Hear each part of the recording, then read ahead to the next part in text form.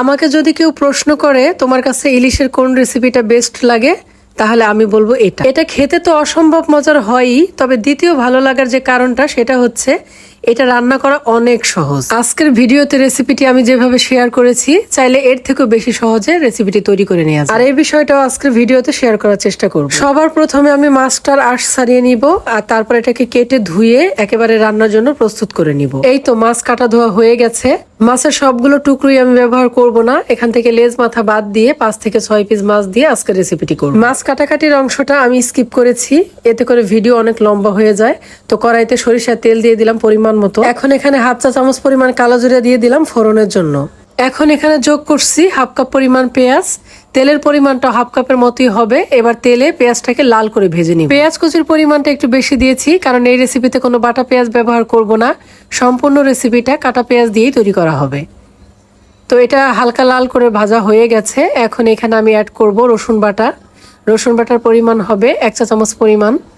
তো এটা দিয়ে একটু নাড়াচাড়া করব, অর্থাৎ 1 মিনিটের মতো নাড়াচাড়া করে তারপর আমি 1 চা চামচ পরিমাণ করে আদার জিরা বাটা অ্যাড করে দিব, আর সেই সাথে দিব পরিমাণ মতো লবণ। আরও 1 মিনিটের মতো ভেজে নিয়ে তারপর গুঁড়া মশলা অ্যাড করছি। দিয়ে দিচ্ছি 1 চা চামচ পরিমাণ হলুদের গুঁড়া, আর সেই সাথে দিব 1.5 চা চামচ পরিমাণ মরিচের গুঁড়া।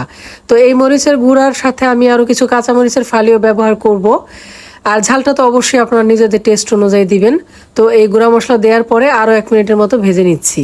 আর এরপর আমি সামান্য পানি অ্যাড করে দিয়ে তারপর মশলাটাকে বেশ কিছুক্ষণ কষিয়ে নিব। এই পর্যায়ে কিছু কাঁচামরিচের ফালি অ্যাড করে দিলাম। এখন ভালো করে নেড়ে চেড়ে মশলাটাকে কষিয়ে নিতে হবে। এটা যত পারফেক্টলি কষানো হবে রান্নার স্বাদও কিন্তু ততটাই বাড়বে। তো এটা ভালোভাবে কষানো হয়ে গেছে। এখন আমি এর মধ্যে ঝোলের জন্য পানি দিয়ে দিব, আর পানিটা দেওয়ার পরে হচ্ছে আমি মাছের টুকরোগুলো অ্যাড করব। অন্য যে কোনো মাছ হলে আমি মশলার মধ্যে কিছুক্ষণ কষিয়ে নিতাম, কিন্তু যেহেতু ইলিশ মাছ, এটা করার কোনোই দরকার নেই। তাছাড়া এই যে আমি পেঁয়াজ রসুন আদা বাটা ব্যবহার করলাম, এই বাটা মশলাগুলো ব্যবহার না করেও কিন্তু রান্নাটা সেম রেসিপিতে করে নেওয়া যায়। অনেকেই কিন্তু মনে করেন যে ইলিশ রান্নায় পেঁয়াজ রসুন ব্যবহার করলে ইলিশের যে আসল টেস্ট সেটা অনেকটাই কমে যায়। আর এই বাটা মশলাগুলো ব্যবহার না করলে তো রান্নাটা অনেকই সহজ হয়ে যায়। শুধু তেলে কালো জিরা ফোড়ন দিয়ে তারপর গুঁড়া মশলা দিয়ে ঝোলের পানি দিয়ে মাছগুলো দিয়ে ফুটিয়ে নামিয়ে নিলেই রান্নাটা হয়ে যায়। তো এখানে আমি 1 চা চামচ পরিমাণ জিরার গুঁড়া দিচ্ছি। এটা আমি একটু তাপে টেলে নিয়ে তারপর গুঁড়া করে নিয়েছি। এখন ঢেকে দিয়ে ঝোলটাকে ফুটিয়ে নিব। আর আমি কিন্তু এই ঝোলটা একটু পাতলা করেই রাখবো, কারণ ইলিশের এই পাতলা ঝোলটা খেতে অনেক ভালো লাগে। 5-6 মিনিট ধরে ঝোলটাকে ফুটিয়ে নিচ্ছি।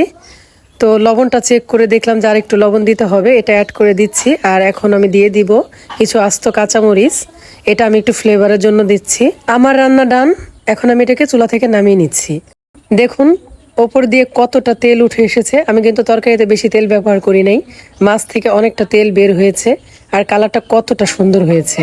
এই সিজনে আজকে প্রথম ইলিশে তেল ঝাল রান্না করলাম। এটা দুর্দান্ত লাগে খেতে, তবে অবশ্যই মাছটা কেনার সময় ভালো দেখে কেনার চেষ্টা করবেন, তাহলে এটা খেয়ে অনেক বেশি মজা পাবেন।